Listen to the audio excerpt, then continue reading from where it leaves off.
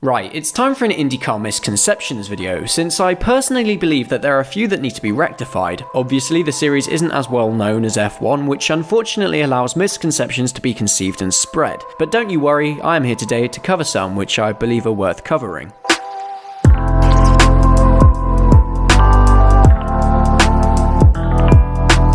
The first misconception that I would like to address is the fact that people believe it's slower than Formula 1. Whilst this is the case over the course of a lap around a track, IndyCars actually have a much higher top speed, reaching a staggering 235 miles per hour without considering the effect of slipstream. Granted, Formula 1 cars have a much more impressive acceleration, but that isn't too much of a problem for IndyCars around an oval due to the lack of slow corners. Track racing is where F1 exceeds IndyCar substantially regarding lap times, due to the highly advanced aero that teams create. But hey, the racing in IndyCar is always fantastic, so I could not care any less. The next thing I want to address almost got an entire video. During practice for the season opener in Bahrain, Crofty, the Formula 1 commentator, categorized IndyCar with F2 and labeled it a feeder series. This is far from the truth, since it requires its own skill set entirely, and is often more physical due to the lack of power steering and bumpy tracks. Without the IRL and CART drama, IndyCar racing could have been the dominant motorsport internationally. However, it is still rebuilding,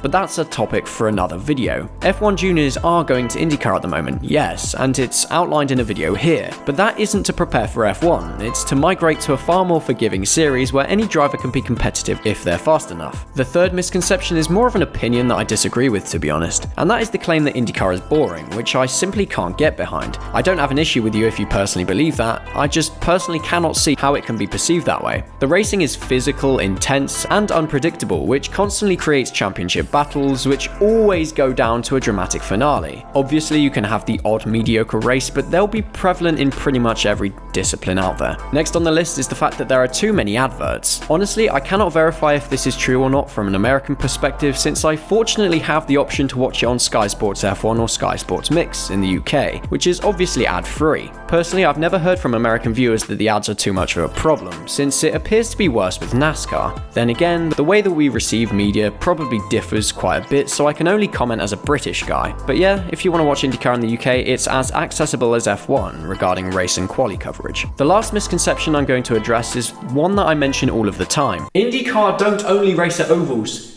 In fact, there aren't enough ovals anymore in my opinion, since last year and this year are generally dominated by tracks such as Long Beach, Road America, and Laguna Seca, to name a few. This was the most common critique when I first started making IndyCar content, so I cannot stress enough how few ovals there are. And like I said, I might even enjoy them more than circuits, but more in this video here. Anyway, that's all I have to mention today, just a short video to get out for you lot. Let me know if there are any more misconceptions that bug you guys, and I'll consider making a part 2. If you all enjoyed, please subscribe to the channel, and I will see you all in the next one. But until then, take care, and thank you very much for watching.